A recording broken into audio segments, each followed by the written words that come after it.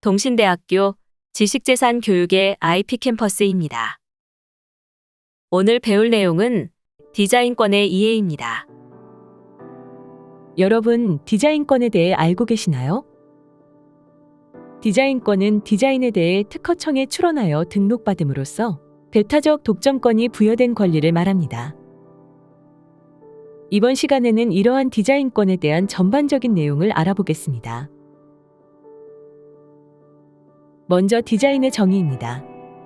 디자인이란 물품의 부분, 글자체 및 화상을 포함한 물품의 형상, 모양, 색채 또는 이들이 결합한 것으로서 시각을 통해 미감을 일으키게 하는 것을 말합니다.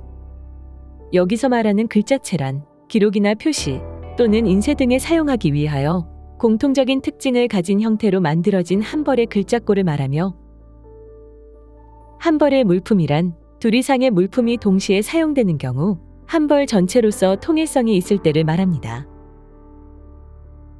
디자인의 정의에 대해 알아보았다면 본격적으로 디자인에 대한 성립 요건과 등록 요건에 대해 알아보겠습니다. 먼저 디자인의 성립 요건입니다.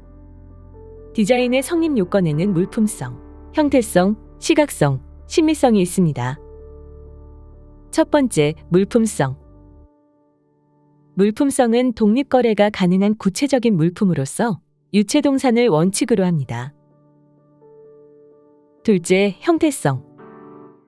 형태성은 물품의 외관에 관한 디자인의 형태의 요소를 말하는 것으로서 물품은 유체동산이므로 글자체를 제외하고 형상이 결합되지 않은 모양 또는 색채만의 디자인 및 모양과 색채의 결합 디자인은 인정되지 않습니다. 셋째, 시각성. 시각성은 육안으로 식별할 수 있는 것을 원칙으로 합니다. 마지막, 심미성. 심미성이란 해당 물품으로부터 미를 느낄 수 있도록 처리되어 있는 것을 말합니다. 물품성, 형태성, 시각성, 심미성, 이 네 가지의 디자인 성립 요건을 꼭 기억해 주세요. 다음은 디자인의 등록 요건입니다. 디자인의 등록 요건에는 신규성, 공업상 이용 가능성, 창작 비용 이성, 총 3가지가 있습니다. 먼저 신규성을 함께 보겠습니다. 신규성은 디자인 등록 출원 전에 국내 또는 국외에서 공지되었거나 공연이 실시된 디자인, 반포된 간행물에 게재되었거나 전기통신회선을 통하여 공중이 이용할 수 있게 된 디자인일 경우 디자인 등록을 받을 수 없습니다. 또한 반드시 불특정 다수인에게 인식되었을 필요까지는 없는 불특정 다수인이 인식할 수 있는 상태에 놓여 있는 디자인, 디자인의 내용이 공연히 알려진 또는 불특정 다수인이 알 수 있는 상태에서 실시된 디자인 등 아래 어느 하나에 해당하는 경우에는 신규성이 상실되어 디자인 등록을 받을 수 없습니다. 다음 두 번째는 공업상 이용 가능성입니다. 공업상 이용 가능성이란 공업적 생산 방법에 의해 동일 물품을 대량으로 생산할 수 있어야 함을 의미하는데요.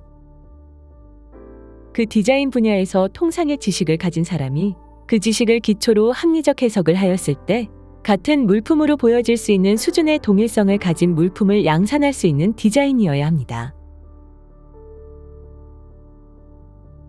다음은 디자인의 등록 요건 3번째, 창작 비용 이성입니다. 창작 비용 이성이란 창작성이라고도 하며 쉽게 창작할 수 있는지를 판단하는 것입니다. 또한 사업을 직접 경영하는 사람이 쉽게 창작할 수 있는 디자인이 아니어야 함을 의미합니다. 따라서 디자인 등록 출원 전에 그 디자인이 속하는 분야에서 통상의 지식을 가진 사람이 다음에 어느 하나에 따라 쉽게 창작할 수 있는 디자인은 등록을 받을 수 없습니다. 더욱 구체적으로 살펴보자면 디자인 등록 출원 전에 국내 또는 국외에서 공지되었거나 공연이 실시된 디자인, 디자인 등록 출원 전에 국내 또는 국외에서 반포된 간행물에 게재되었거나 전기통신회선을 통하여 공중이 이용할 수 있게 된 디자인 또는 이들의 결합일 경우 디자인으로 등록받을 수 없습니다. 지금까지 디자인으로 인정받기 위한 기준인 성립 요건과 등록 요건을 알아보았다면 디자인 등록을 받을 수 없는 디자인은 무엇인지 살펴보겠습니다. 1. 디자인이 주는 의미나 내용이 일반인의 통상적인 도덕관념이나 선량한 풍속에 어긋나거나 공공질서를 해칠 우려가 있는 디자인. 2. 타인의 업무와 관련된 물품과 혼동을 가져올 우려가 있는 디자인. 3. 물품의 기능을 확보하는 데 불가결한 형상만으로 된 디자인입니다.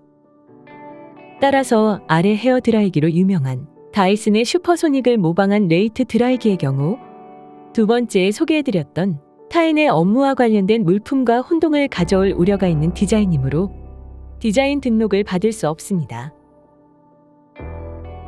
디자인 제도에 대해 어느 정도 이해가 되셨나요? 그렇다면 디자인권의 존속기간과 효력, 그리고 목적을 알아보겠습니다. 먼저 디자인의 존속기간은 법 제90조, 91조에 따라 디자인권은 설정 등록한 날부터 발생하여 디자인 등록 출원일 후 20년이 되는 날까지 존속하는데요. 앞서 배웠던 다른 지식재산권 제도의 존속기간과 헷갈리지 않도록 디자인권의 존속기간은 20년이라는 점 꼭 기억하시면 좋을 것 같습니다. 다음은 디자인권의 효력입니다. 디자인권의 효력이란 디자인권자는 업으로서 등록 디자인 또는 이와 유사한 디자인을 실시할 권리를 독점하는 것을 말합니다. 또한 디자인권에 관하여 타인에게 전용 실시권을 설정하였을 때에는 디자인권자는 전용 실시권자가 그 등록 디자인 또는 이와 유사한 디자인을 실시할 권리를 독점하는 범위에서는 실시할 권리를 독점하지 못한다는 점도 기억해 주세요. 그렇다면 이러한 디자인권을 보호하려는 목적은 무엇일까요? 디자인권을 보호하는 목적은 디자인의 보호와 이용을 도모함으로써 디자인의 창작을 장려하여 산업 발전에 이바지하기 위함입니다. 따라서 더 멋진 디자인과 창의적인 디자인 창작을 위해 우리는 디자인권자의 디자인권을 꼭 보호해야겠죠. 다음은 디자인권자를 보호해주는 다양한 제도들에 대해 알아보겠습니다. 첫 번째, 법 제113조. 권리침해에 대한 금지 청구권. 권리침해에 대한 금지 청구권 제도는 디자인권자와 전용 실시권자의 권리를 침해한 자 또는 침해할 우려가 있는 자에 대해 침해의 금지 또는 예방을 청구할 수 있는 제도입니다. 또한 침해 행위를 조성한 물품의 폐기, 침해 행위에 제공된 설비의 제거, 그 밖에 침해 예방에 필요한 행위를 청구할 수 있습니다. 그렇다면 어떤 행위를 디자인권 침해로 규정해야 할까요? 침해로 보는 행위는 등록 디자인이나 이와 유사한 디자인에 관한 물품의 생산에만 사용하는 물품을 업으로서 생산, 양도, 대여, 수출 또는 수입하거나 업으로서 그 물품의 양도 또는 대여에 청약을 하는 행위는 그 디자인권 또는 전용 실시권을 침해한 것으로 본답니다. 다음은 디자인권자가 디자인권을 보호받지 못했을 때 발생하는 손해액을 어떻게 추정하는지에 대해 알아보겠습니다. 1. 디자인권자 또는 전용 실시권자는 고의나 과실로 인하여 자기의 디자인권 또는 전용 실시권을 침해한 자에 대하여 그 침해에 의해 자기가 입은 손해의 배상을 청구하는 경우 그 권리를 침해한 자가 그 침해 행위를 하게 한 물건을 양도했을 때에는 그 물건의 양도 수량의 디자인권자 또는 전용 실시권자가 그 침해 행위가 없었다면 판매할 수 있었던 물건의 단위 수량당 이익액을 곱한 금액을 디자인권자 또는 전용 실시권자가 입은 손해액으로 할 수 있습니다. 또한 디자인권자 또는 전용 실시권자가 고의나 과실로 자기의 디자인권 또는 전용 실시권을 침해한 자에 대하여 그 침해에 의해 자기가 입은 손해의 배상을 청구하는 경우 권리를 침해한 자가 그 침해 행위로 이익을 얻었을 때에는 그 이익액을 디자인권자 또는 전용 실시권자가 받은 손해액으로 추정합니다.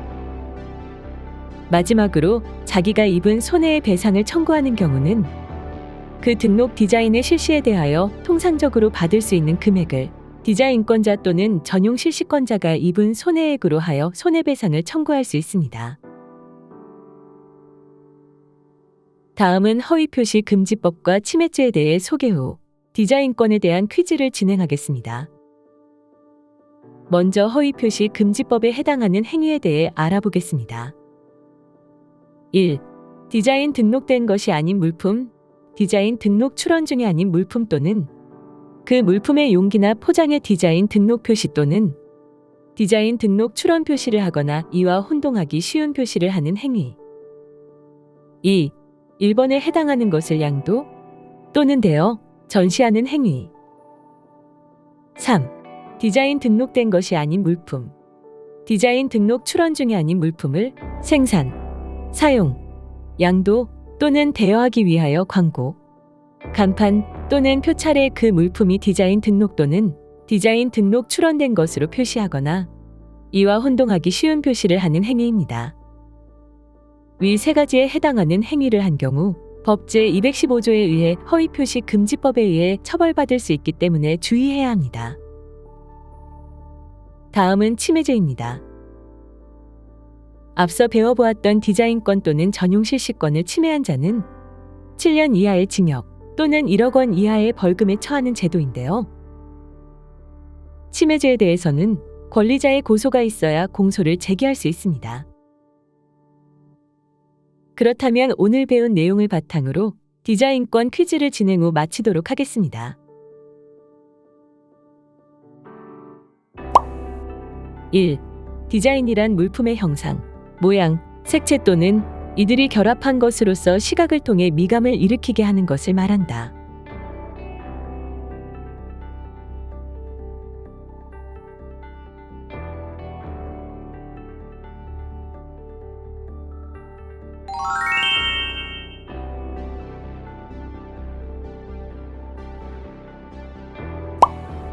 2. 디자인권은 공업적 생산 방법에 의해 동일 물품을 소량으로 생산할 수 있어야 한다.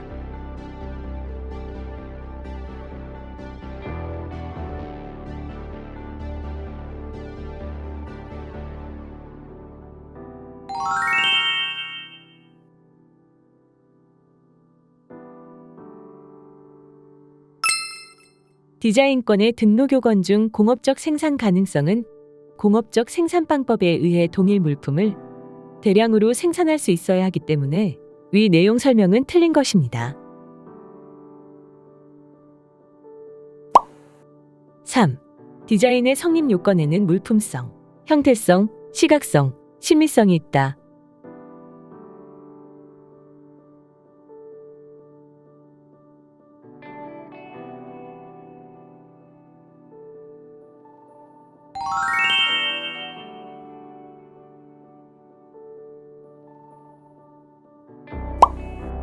4. 디자인권은 설정 등록한 날부터 발생하여 디자인 등록 출원일 후 15년까지 존속한다.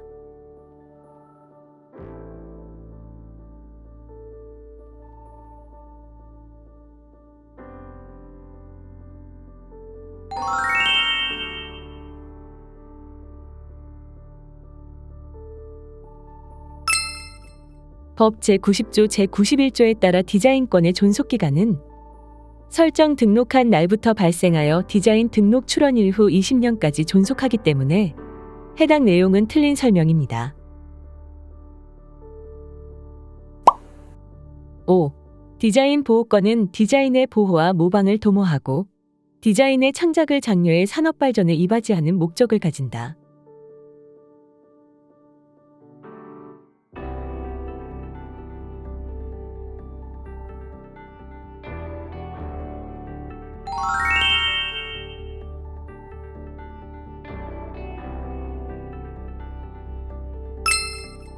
'디자인 보호권은 디자인의 보호와 이용을 도모하고 디자인의 창작을 장려해 산업 발전에 이바지하는 목적을 가집니다. 따라서 디자인의 보호와 모방을 도모한다는 내용은 틀린 설명입니다. 이것으로 디자인권에 대한 내용이 끝났는데요. 디자인권에 대한 침해도 저작권 침해 못지않게 비일비재하게 발생하는 문제인 만큼 사전에 보호하는 것은 물론 나의 디자인권 보호를 위해 어떤 행동을 취해야 하는지 대비를 하는 것이 필요합니다. 소중한 나의 디자인권 보호를 오늘 강의를 통해 알아가셨으면 좋겠습니다. 지금까지 동신대학교 IP 캠퍼스 디자인권의 이해였습니다.